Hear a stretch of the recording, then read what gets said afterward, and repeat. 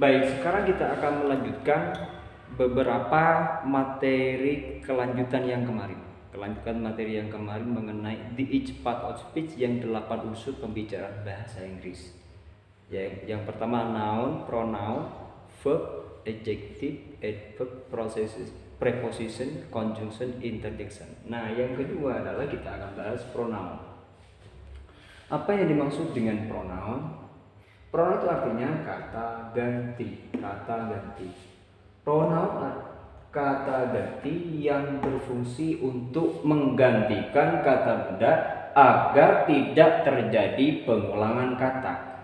Jadi pronoun ini perlu digarisbawahi adalah pronoun itu artinya kata ganti.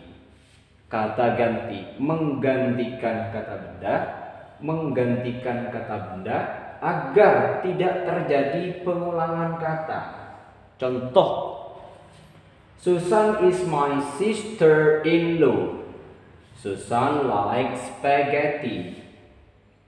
Every morning mother cooks spaghetti for Susan. Nah, di sini kata yang selalu diulang adalah pertama adalah kata Susan di sini. Susan. Yang kedua adalah kata spaghetti. Di sini. Spaghetti lagi. Di sini. Nah, inilah fungsi daripada pronoun. Jadi pronoun itu menggantikan kata benda agar tidak terjadi pengulangan kata. Ketika menggunakan kata ganti, menggunakan pronoun, maka yang jadi di sini apa kata gantinya Susan? Jadi di sini adalah she. Kemudian apa kata gantinya spaghetti? Kata benda kan? Ini adalah it. Sehingga ketika menggunakan ketika di sini kalimat di sini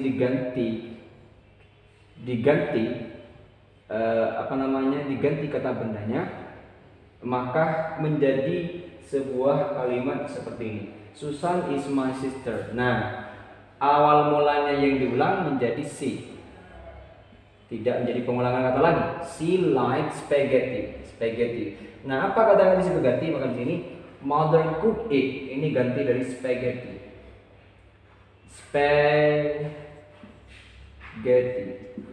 For her. Asal mulanya di sini for Susan. Sehingga diganti dengan her, objek dari Susan di sini. Nah, seperti itu fungsi daripada kata ganti.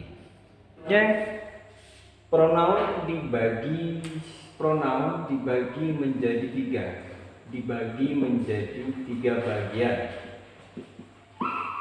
Yang pertama personal pronoun, yang kedua possessive pronoun, yang ketiga reflexive pronoun. Tapi sebelumnya saya akan bahas personal pronoun dulu. Personal pronoun adalah merupakan kata ganti yang ditujukan pada orang atau benda yang sebagai subjek atau objek. Baik, di sini sebagai subjek atau objek. Di sini, contohnya di sini ini ada sebagai subjek, sebagai objek. Ini namanya pronoun. Contohnya, kalau Susan apa kata gantinya Susan? Adalah she. Kalau Amir, apa kata gantinya Amir? Adalah he. Ini namanya disebut dengan pronoun.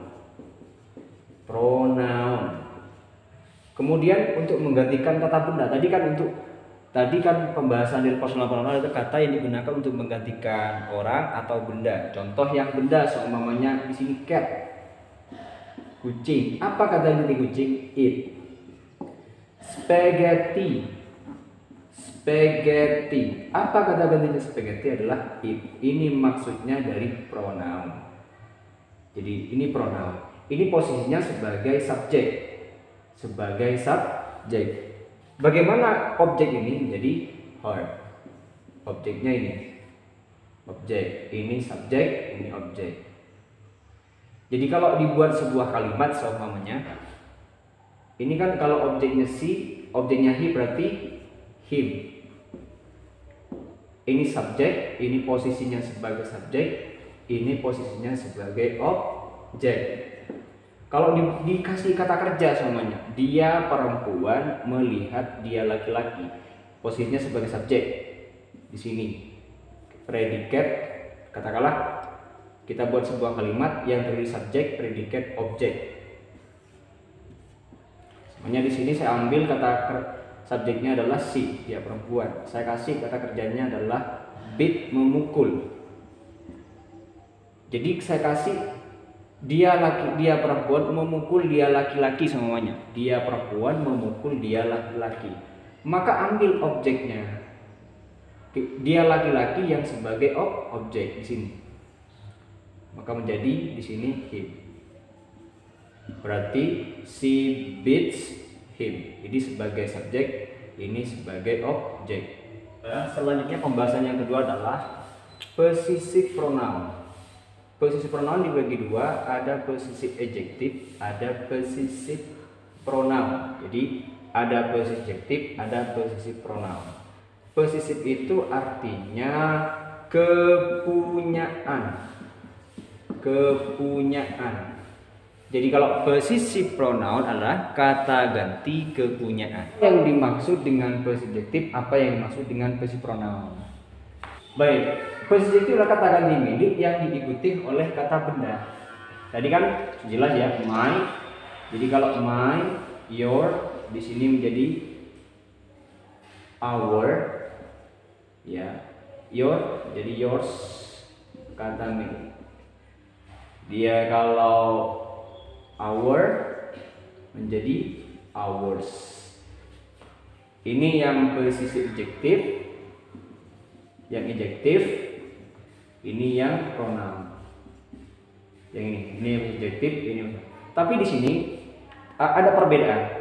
Kalau possessive adjective yang bagian ini, yang my, your, our, yang their, her, his di sini diikuti oleh kata benda. Artinya kata ganti milik ini tidak berdiri sendiri, harus diikuti oleh kata benda. Contohnya yang ini, yang kata ganti milik ini harus diikuti oleh kata benda, tidak berdiri sendiri. Contohnya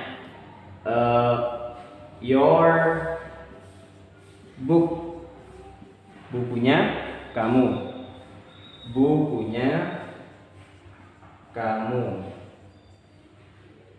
Contoh lagi, her book, bukunya dia perempuan. Nah, ini. Jadi di sini kalau she, kata ganti milik daripada she adalah her. Kalau kata ganti milik dari they berarti their. Selanjutnya adalah possessive pronoun. Possessive pronoun ini artinya kata ganti milik yang berdiri sendiri, artinya tidak usah diikuti oleh kata benda. Contohnya di sini ya, my, yang my ini namanya yang possessive adjective. Kalau possessive pronounnya adalah my. Kalau you, your, yang ini namanya yang possessive adjective yang ini ya. Kalau possessive pronounnya adalah yours, artinya di sini ditambah s. Kemudian kalau our, ini namanya possessive adjective. Kalau kata ganti milik, kayak kalau yang possessive pronounnya adalah di sini ours, artinya di sini ditambah s. Kalau his, di sini tetap his ya, nggak ada perubahan. Kemudian kalau her, katakan di sini menjadi hers, ditambahin. Maksudnya seperti ini. Artinya possessive pronoun yang ini bagian possessive pronoun yang ini. Yang namanya possessive pronoun. Possessive pronoun. Artinya kata ganti milik ini berdiri sendiri. Artinya tidak usah diikuti oleh kata benda. Tapi kalau yang ini diikuti oleh kata benda. Contohnya di sini ya, my books. Di sini ada kata bendanya. Kalau yang ini tidak usah diikuti oleh kata benda, berdiri sendiri. Ini contohnya, this book is mine. Nah, buku ini milik saya. This book is yours. This book is yours. Artinya buku ini milik kamu. Artinya buku ini milik kamu. Bagaimana kalau mau diikuti kata benda? Yang pakai yang ini, yang posisi subjektif yang ini. Berarti this is, kalau mau menggunakan yang ini, maka menjadi this is your book. Ini adalah buku kamu. Ini, jadi kata ganti, apa kata gantinya di sini? Kata ganti bukunya di sini kasih s ini. Nih. Jadi buang, maka menjadi, kalau dibuang bukunya maka menjadi possessive pronoun. Seperti itu. Jadi perbedaannya, kalau yang possessive adjective di sini di kata mininya ini diikuti oleh kata benda. Contohnya di sini nih, ini namanya possessive adjective, your book, diikuti oleh kata benda. Sedangkan kalau yang possessive pronoun adalah kata ganti milik yang berdiri sendiri, artinya ini yours. Yang terakhir adalah pronoun yang terakhir adalah reflexive pronoun. Apa yang dimaksud dengan reflexive pronoun? Kata ganti yang digunakan untuk objek kalimat yang sama dengan subjeknya. Jadi kata ganti yang digunakan untuk objek kalimat yang sama dengan subjeknya. Objek kalimat yang sama dengan subjeknya. Jadi kalau I nanti ini menjadi myself, you menjadi yourself, ini subjeknya ya. Jadi objek, ini objek nanti menjadi objek kalimat yang sama dengan subjeknya, harus sama. Jadi di sini yang dimaksud dengan refleksi pronoun adalah kata ganti yang digunakan untuk objek kalimat yang sama dengan subjeknya. Tapi ini posisinya sebagai objek, baik objek langsung ataupun objek tidak langsung.